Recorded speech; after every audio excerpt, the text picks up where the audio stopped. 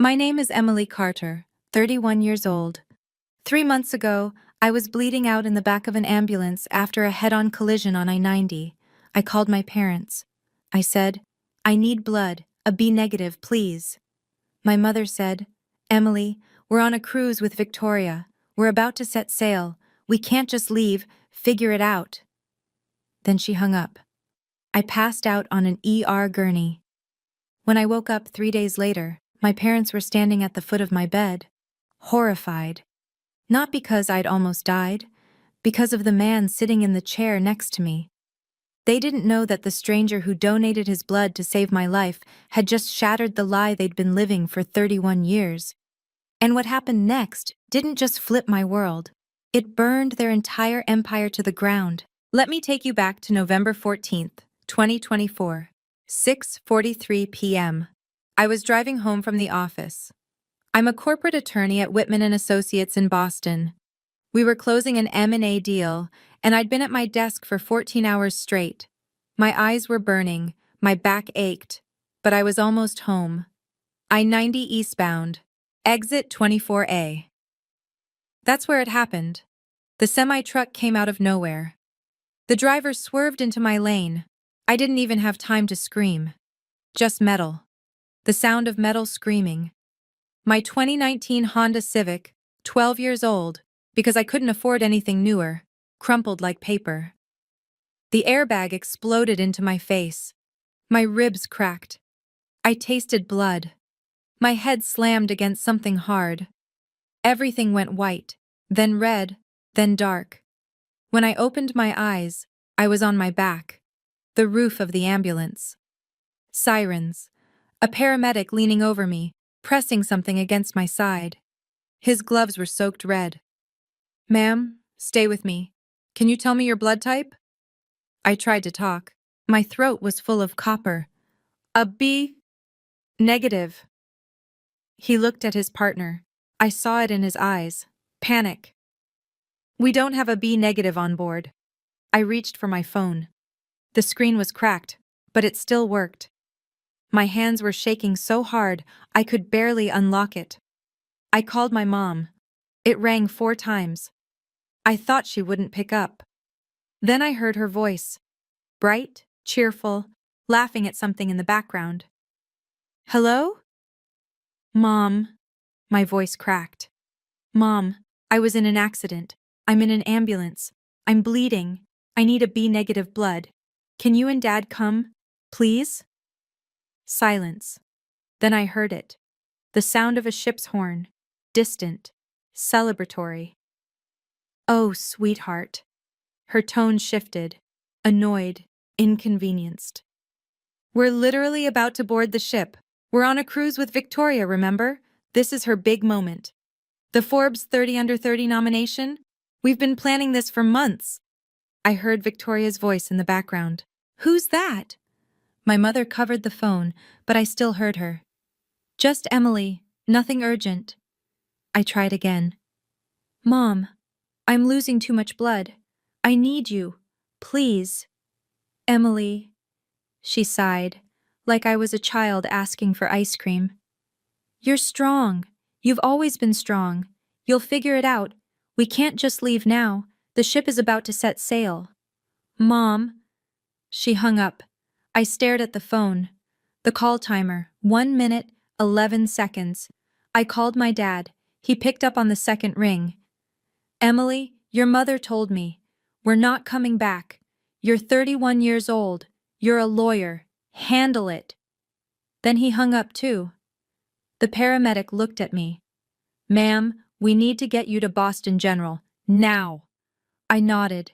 I couldn't speak. My blood pressure monitor beeped. 82/50. The paramedic shouted to the driver, "We're losing her!" That's the last thing I remember before everything went black. I flatlined in the ER. They told me later that my heart stopped twice. The first time, they shocked me back. The second time, a doctor was screaming for a blood donor. A B negative. Rare. Only 0.6% of the population has it. And then I heard a voice I didn't recognize. "I'm a B negative. I'll donate." A man. Older. Calm. The doctor didn't even ask questions. Get him prepped, now. I don't remember any of that. I was gone, somewhere between alive and not. But he saved me. A stranger. While my parents were on a $22,000 Caribbean cruise celebrating my sister's nomination for an award she didn't even win. I need you to understand something. This wasn't the first time. My parents choosing Victoria over me? That's been my whole life. Let me show you. I was 8 years old. Victoria was 3.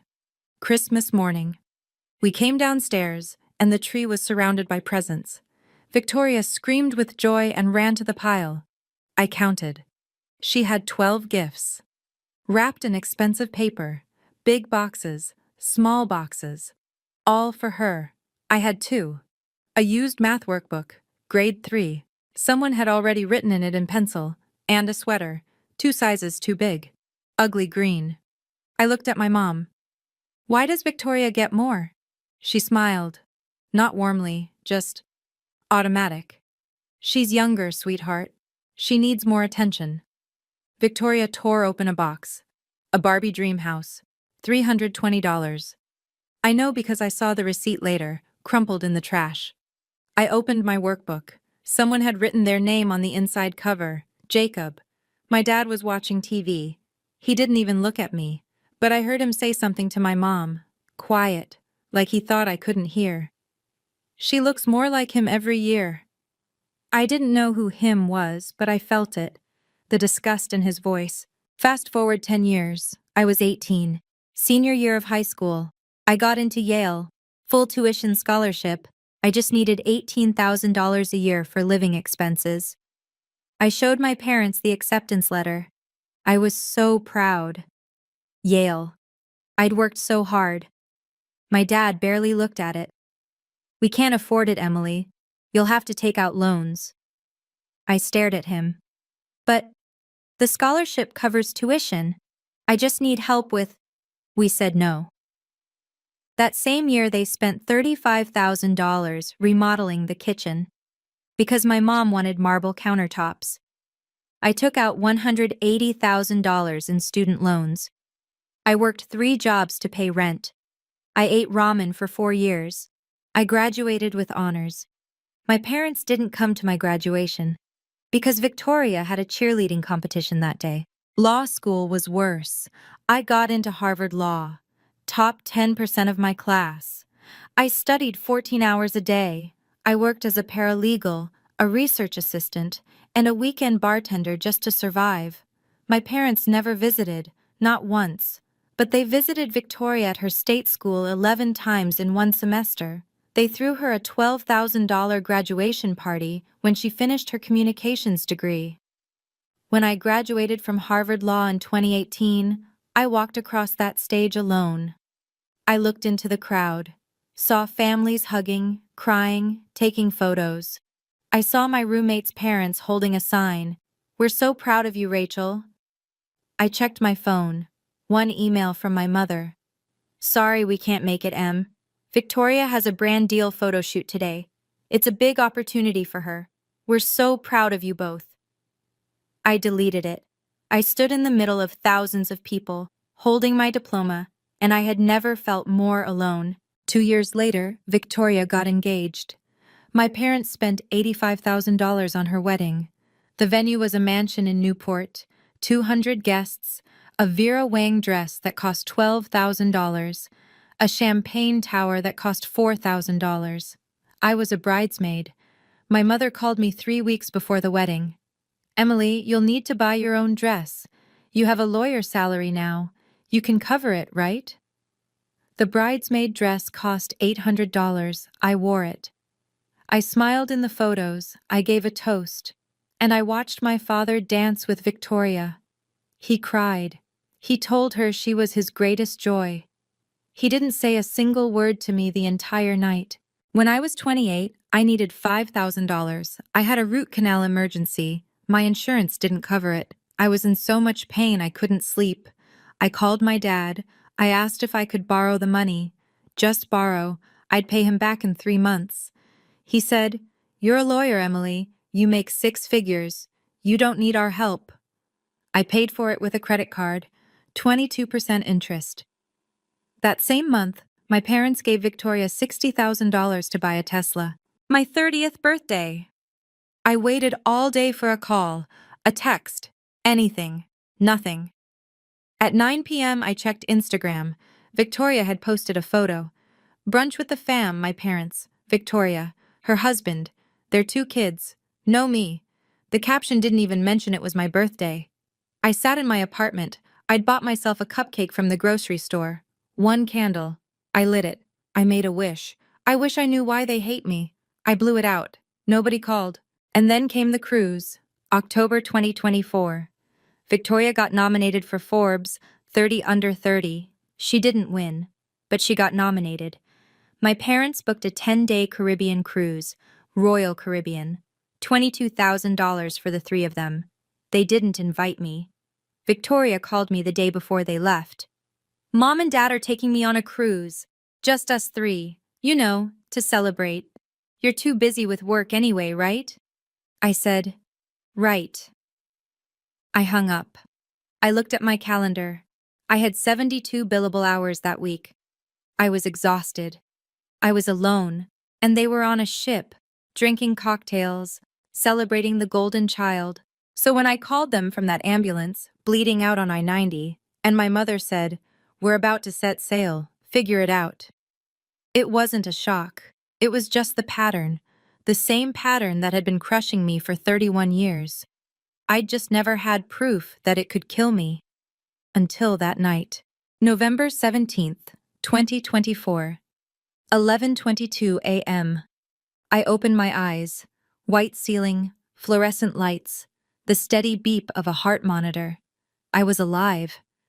My ribs screamed when I tried to move. My head felt like it had been split open. My mouth was dry. There were tubes in my arm, and there was a man sitting in the chair next to my bed. I'd never seen him before. He was older, late 50s, maybe early 60s. Silver hair, blue eyes. He looked tired, like he hadn't slept in days. When he saw me wake up, he sat forward. His face broke into this. I don't even know how to describe it. Relief. Pure relief. "You're awake," his voice cracked. Thank God. I tried to talk. My throat was raw. "Who are you?" He smiled, soft, warm. "My name is Nathan. Nathan Brooks. I donated blood for you." I stared at him. "You saved me?" "Yeah," he nodded. "I did." I looked at the IV in my arm, the bag hanging above me. "How much did you give?" 4 units. 4 units, that's a lot. That's almost half the blood in a human body. "Why?" I whispered. He hesitated, like he wanted to say something but couldn't. "I heard your name over the hospital intercom, Emily Carter, and I had to come." That didn't make sense. "You know me?" "It's complicated." A nurse walked in. She looked at Nathan, then at me, then back at Nathan. "Wow," she said. "You 2 could be related. You have the same eyes." I looked at Nathan's eyes.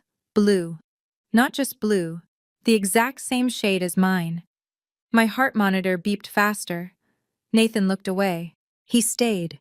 For 3 days, while I was unconscious, he sat in that chair. The nurses told me later. He didn't leave. He brought a notebook. He talked to me. Even though I couldn't hear him. He told me about his life, about being an ER doctor, about the first time he saved someone's life, about how he wished he'd had kids. He wrote notes. Day 1, pulse weak. Day 2, stable.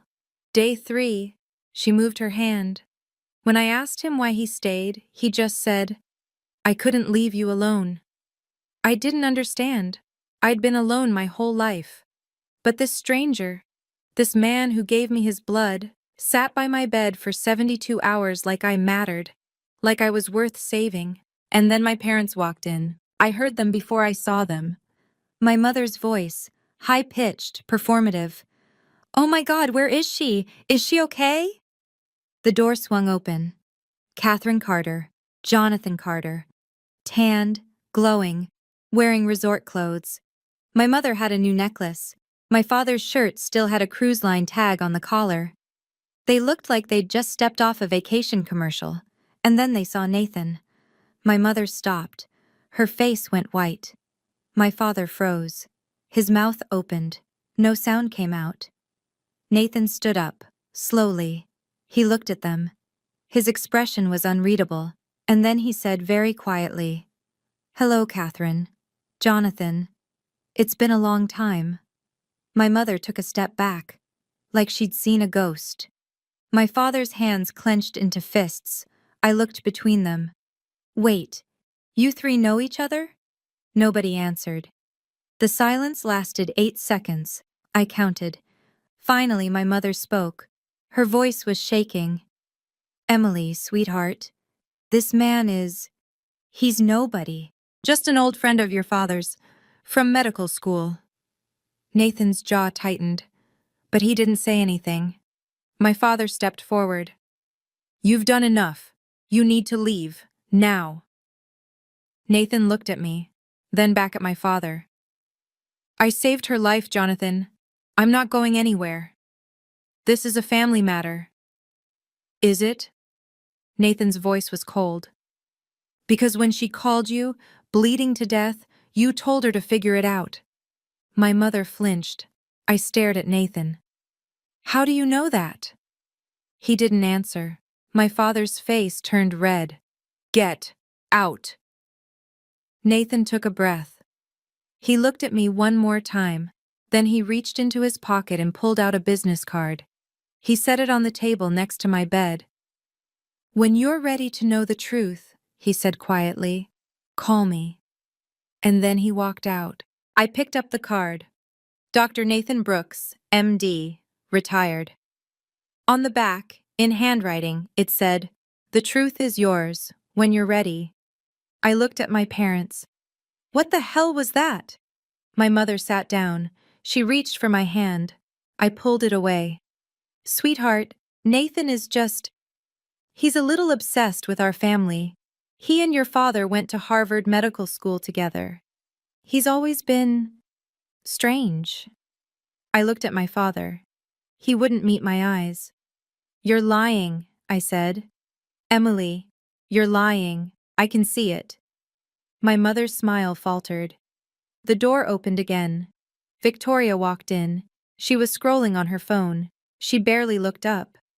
"God, Em, you almost died and you're still causing drama. Typical." She took a selfie, angled it so I was blurred in the background, posted it to Instagram. Caption: "Family emergency hashtag pray for sis." I looked at all three of them, and I said very calmly, "Get out, all of you." My mother blinked. "What?" "Get out." They left, and I was alone again, but this time I had the card. I stared at that business card for an hour. "The truth is yours." What truth? I Googled Nathan Brooks, Harvard Medical School, class of 1990. Retired ER physician. Worked at Boston General for 30 years. I scrolled through images, and then I saw it. A photo from 1992. A reunion event. Nathan and my father, both in scrubs, standing next to each other, smiling. They weren't just acquaintances. They were close. So why did my father look at him like he wanted to kill him? I called my best friend Rachel. She's a family lawyer. "Em, are you okay? I heard about the accident. I need you to run a background check on someone." "Who?" "Nathan Brooks, retired doctor. I need everything. Where he's lived, his work history, everything." Silence. "Emily, what's going on?" "Just do it, please." "Okay, I'll have something by tomorrow." I hung up. I looked in the mirror next to my bed. My face was bruised. My hair was matted with dried blood. But my eyes, blue, the same blue as Nathan's. The next morning I got an email. From the hospital lab. Subject: post-transfusion genetic screening. I opened it. Standard protocol. Donor-recipient cross-match complete. Genetic relation detected. Please contact lab for detailed information. I read it 3 times. Genetic relation detected. My hands were shaking. I called the lab. This is Emily Carter. I received an email about genetic screening? Yes, Ms. Carter. It's routine for transfusion donors. We test for compatibility and potential familial markers. What does genetic relation detected mean? The lab tech paused. It means you share DNA with your donor. How much DNA? I'd need to send you the full report, but based on the markers, it's significant. First-degree relative level. I hung up. First-degree relative, parent, sibling, child. Nathan Brooks wasn't just some stranger. He was family. I was discharged from the hospital 3 days later. My parents didn't come pick me up. Rachel did. I went home. My apartment felt cold, empty. I sat on my couch and I called Nathan. He picked up on the first ring. Emily? I got a report from the hospital. It says we're genetically related. Silence. Nathan? Who are you? He took a breath. Can we meet? In person? No. Tell me now. Another pause. Then, I'm your father. The world tilted. What? Your biological father. I dated your mother in the spring of 1992, before she married Jonathan. She was pregnant when she walked down the aisle. Jonathan knew. I couldn't breathe. They made a deal, Nathan continued. Catherine would keep the baby. Jonathan would raise you as his own, and I would stay away, completely. Why? Because Jonathan wanted her, and she wanted his life, his family money, his status. I was just a med student, I had nothing. So you just left? His voice broke. They paid me $50,000 to sign a contract, to never contact you, to never tell you. I closed my eyes. You took the money. I did. I was 25 years old. I thought it was the right thing. For you. I thought you'd have a better life with them. A better life? I laughed. It came out bitter, broken. They treated me like trash for 31 years. I know. You know? I've been watching you, Emily, from a distance. Every graduation, every award, every time they ignored you. I saw it. I was there, in the back, in the crowd. And I stayed silent because I thought that's what I was supposed to do. I was crying now. I didn't even realize it. I was wrong, Nathan said. I should have fought for you. I should have told you the truth years ago. But when I heard your name on that hospital intercom, when I knew you were dying, I couldn't stay away anymore. I wiped my face. Do you have proof? Of the deal? I kept everything. The contract, the check, emails from your mother. She begged me to stay away from you, said it would ruin your life if you knew. Send them to me. Emily, send them, now. He did. 5 minutes later, my inbox pinged. I opened the attachments. A contract. Dated September 14th, 1993. Signed by Jonathan Carter and Nathan Brooks. Nathan Brooks agrees to relinquish all parental rights to the child born to Catherine Carter. In exchange, Jonathan Carter agrees to provide a one-time payment of $50,000. Nathan Brooks agrees to zero contact with the child indefinitely. A scanned check. $50,000. Deposited October 1993. And an email. From my mother, sent in 2006. Nathan, I'm begging you, don't contact Emily. She's happy. She has a family. If you tell her the truth, you'll destroy her. Please, just let her go. I stared at the screen. Happy. I wasn't happy. I'd never been happy. I called my mother. Emily, how are you feeling? I know. Her voice changed. Cold. Careful. Know what? I know Nathan is my father. I know about the deal. I know Jonathan isn't my real dad. Silence. Then, who told you? Does it matter? Emily, listen to me. We did what we thought was best. Best for who? For me? Or for you? It's complicated. No, it's not. You lied to me for 31 years. You let me think I was Jonathan's daughter. You let me think I was broken, that I wasn't good enough, that I was the problem. You don't understand. Then make me understand. Why did you treat me like I didn't matter? She didn't answer. Was it because I reminded you of him, of Nathan? Is that why Jonathan hated me? Still nothing. Mom, answer me. Her voice was ice. You want the truth, Emily? Fine. You were a mistake, a reminder of my past. Jonathan agreed to raise you, but he never wanted you. And I had Victoria, my real daughter, the one I actually planned for. My heart stopped. You were an obligation, she continued, and we fulfilled it. We fed you, we clothed you, we put a roof over your head, but we didn't owe you love. I hung up. I sat there, staring at the wall for 20 minutes, and then I did what I do best. I went to war. I met Nathan 2 days later, at a cafe near Boston Common. He looked older than I remembered, tired, guilty. I sat down across from him. I want a paternity test, I said. Official, legal. He nodded. Okay. We went to a clinic that afternoon, swabbed our cheeks, paid for expedited results. 72 hours later, the email came. Probability of paternity, 99.97%. Nathan Brooks was my father. Jonathan Carter was not. I scheduled a meeting with my parents, told them I needed to talk, family matter. They came to my apartment. Jonathan looked annoyed. Catherine looked nervous. Victoria wasn't there. She'd posted an Instagram story an hour earlier. Brunch with friends. I sat them down. I have the paternity test results, I said. Nathan is my biological father. You both knew. For 31 years. My mother's face went pale. Jonathan leaned back, crossed his arms. So what? What are you going to do, Emily? Sue us for lying? I looked at him, this man who raised me, who never loved me. Why did you agree to it? I asked. Why did you let her keep me if you hated me so much? He laughed, bitter, mean.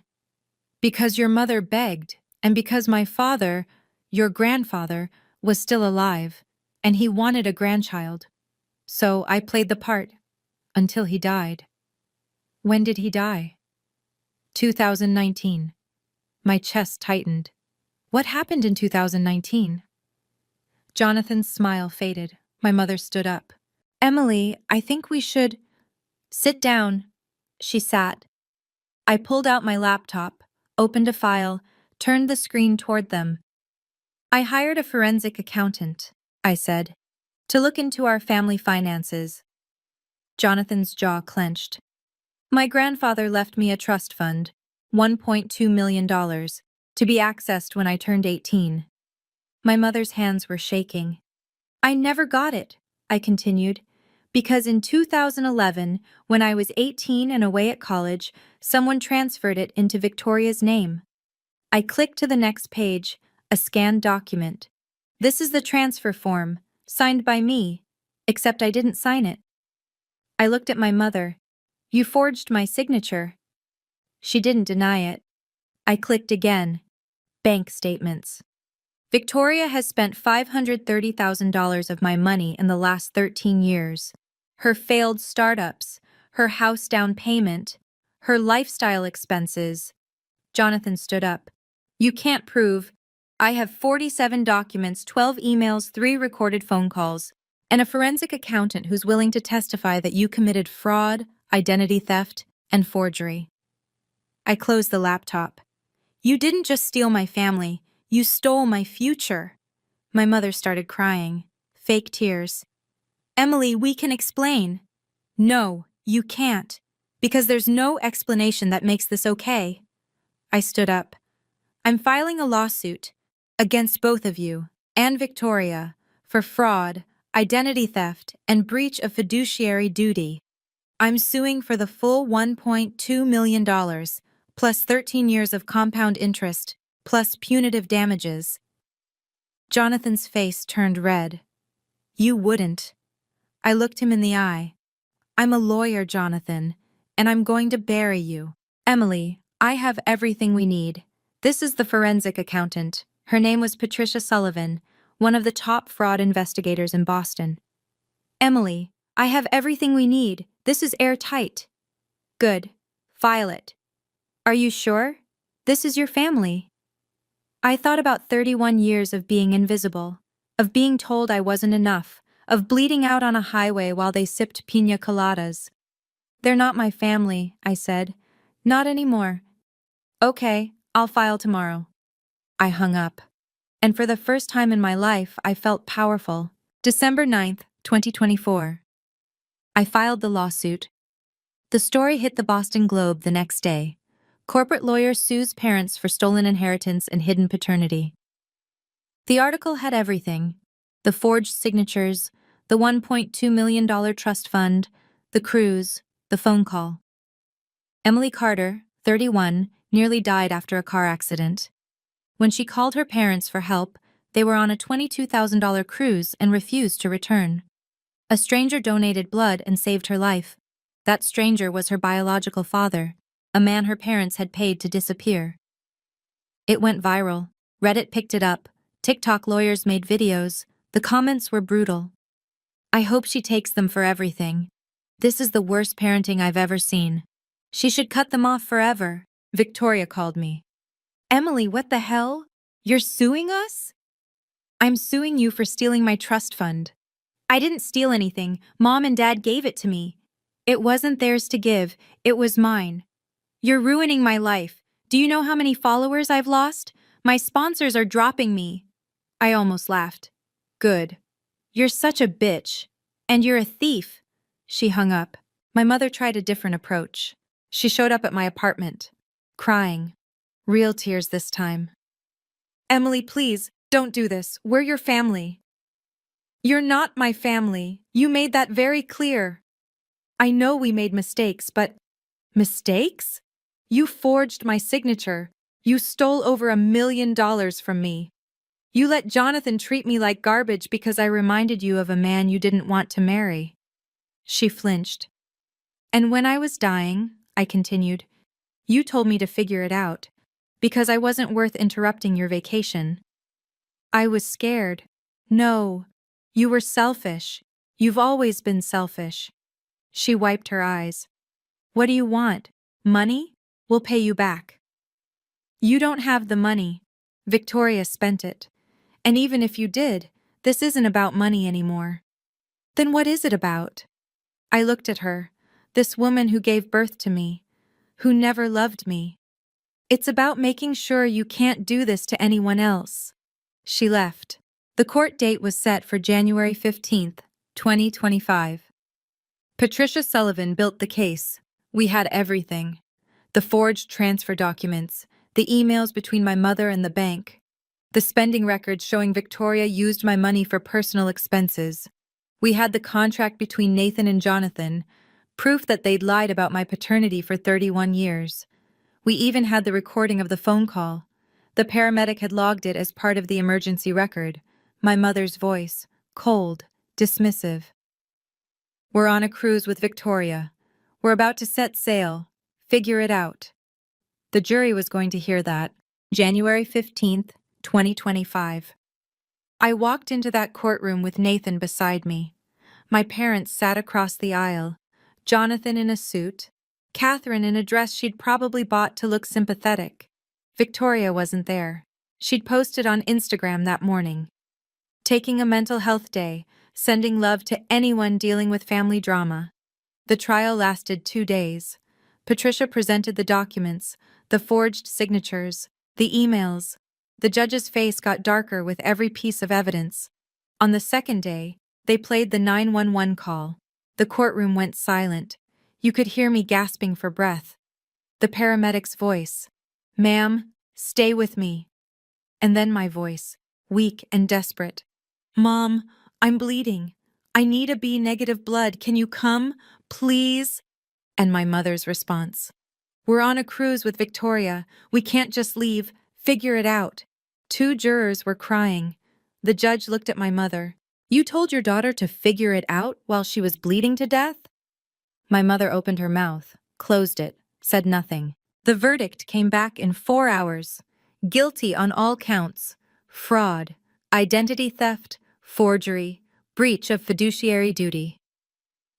The judge ordered my parents to pay me $1.2 million in restitution, plus $340,000 in compound interest, plus $150,000 in punitive damages. Total, $1.69 million. Victoria was ordered to sell her house to repay the money she'd spent. My parents were referred to the federal prosecutor's office for potential criminal charges. Identity theft is a federal crime. And the judge said something I'll never forget. He looked at my parents, and he said, "This is one of the most egregious cases of parental exploitation I have ever seen. You treated your daughter like a burden, you stole from her, you lied to her, and when she was dying, you abandoned her. I hope you understand the magnitude of what you've done." He banged his gavel. Case closed. I walked out of that courtroom with Nathan. The press was waiting. Cameras. Microphones. I didn't stop. I didn't answer questions. I just kept walking. Nathan put his arm around me, and for the first time in my life, I felt protected. The money came through in March 2025. $1.69 million. Victoria had to sell her house. My parents had to liquidate assets. It took 2 months, but they paid. And then the federal investigation started. The U.S. Attorney's Office charged Catherine and Jonathan Carter with identity theft, wire fraud, and conspiracy. They pled guilty, they got probation, no jail time. But they have federal records now, and they lost everything: their reputation, their social circle, their credibility. Victoria's influencer career collapsed. She lost 80% of her followers. Her sponsors dropped her. She moved back in with my parents. I didn't feel bad. I didn't see them again. They tried to reach out. 23 phone calls, 14 emails. I blocked them all. Victoria sent me a DM on Instagram. "I'm sorry, okay? Can we just move on?" I didn't respond. Because some things you don't move on from. Some things you just walk away from. I started meeting Nathan for coffee. Once a week, then twice, then every Sunday. We'd sit at this little cafe near Boston Common. We'd talk about everything, about nothing. He told me stories about my mother, before she married Jonathan, when she was young and hopeful. He told me about the day I was born, how he stood outside the hospital, how he wanted so badly to hold me. He told me he was sorry, every single time we met. And slowly I started to forgive him, not for leaving, but for coming back. One Sunday in June, we were sitting on a bench near the harbor. He handed me an envelope. "What's this?" "Open it." I did. It was a deed to a lake house in Vermont. "I bought it," Nathan said. "For us. I thought maybe we could spend weekends there, if you want." I looked at him. This man who gave me his blood, who sat by my bed for 3 days, who fought for me when no one else did. "I'd like that," I said. He smiled. And I realized something. This was what family felt like. Not obligation, not performance, just showing up. I used the settlement money to start a scholarship fund, the Brooks Carter Fund, for law students who come from families that don't support them, who are paying their own way, who feel invisible. I funded it with $500,000. By October 2025, we'd given out 8 full scholarships. 8 students who won't have to beg for crumbs, who won't have to wonder why they're not enough. One Sunday in November, Nathan and I were at the cafe. He was reading the paper. I was answering emails. And I said, without thinking, "Hey, Dad, do you want more coffee?" He looked up. I froze. I'd called him Dad. He smiled. His eyes were wet. "Yeah," he said softly. "I'd love some." That's where I am now. It's been almost a year since the accident. I'm still a lawyer. I'm still in Boston. I'm still paying off student loans. But I have a father who shows up, who texts me every morning, who remembers my birthday, who sits with me when I'm sad. I don't talk to Catherine, Jonathan, or Victoria. They've tried to apologize, tried to say they've changed, but I don't care. Because I learned something that night on I-90, bleeding out, calling for help that never came. I learned that family isn't about blood. It's about who shows up when you're dying. It's about who sits by your bed for 72 hours. It's about who fights for you when everyone else walks away. Nathan did that. And that's the family I choose. So if you're listening to this, and you've ever felt invisible in your own family, if you've ever been the scapegoat, the disappointment, the one who's never enough, know this: you don't owe loyalty to people who only see you as a burden. You don't owe love to people who never gave it to you. And blood doesn't make family. Love does. Sometimes, the family you need is the one you choose. And sometimes, they've been waiting for you all along. Nathan and I are having brunch tomorrow. It's our thing now, every Sunday. And for the first time in my life, I'm not spending it alone. If this story hit you, drop a comment. Tell me your story. You're not alone. And if you want to hear what happened when I confronted Victoria one last time at a family wedding she wasn't invited to, stick around, because that's a whole other story. And trust me, it gets even crazier. Steam Workshop, but anyway, it was recommended to me by Bogan Beast. Very cool. Wow, look at this. This is cool. Where am I going? Straight through. I gotta watch the road. Keep right. Anyway, I'm glad you're doing great, Moonwolf.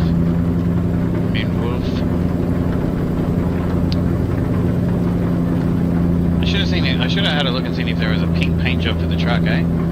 We will. We shall. We'll see if we can paint the truck pink, because it does have my paint job on it for some reason. I did a custom paint job for my truck. Anyway, clearly it's not on the truck, so we'll have a look. We'll paint this shit pink. Gonna lurk and sort your little man out, no worries. Thank you. I appreciate you, Moonwolf. Everybody, can you please drop a follow for Moonwolf? Just another great person who happens to... I actually talked her into it. She plays games every day, and I'm like, why don't you just stream on Twitch? And then she's like, no. And then I talked her into it.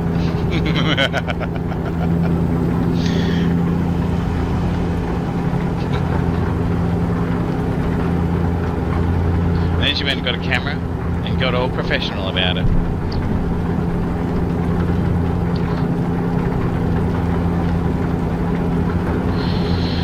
That's better. Alright. How's this weather?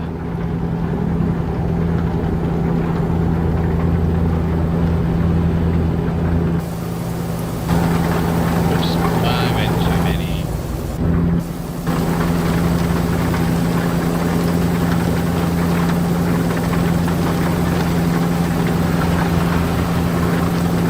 Wow, he nearly went right up underneath the front bumper bar of the truck, didn't he?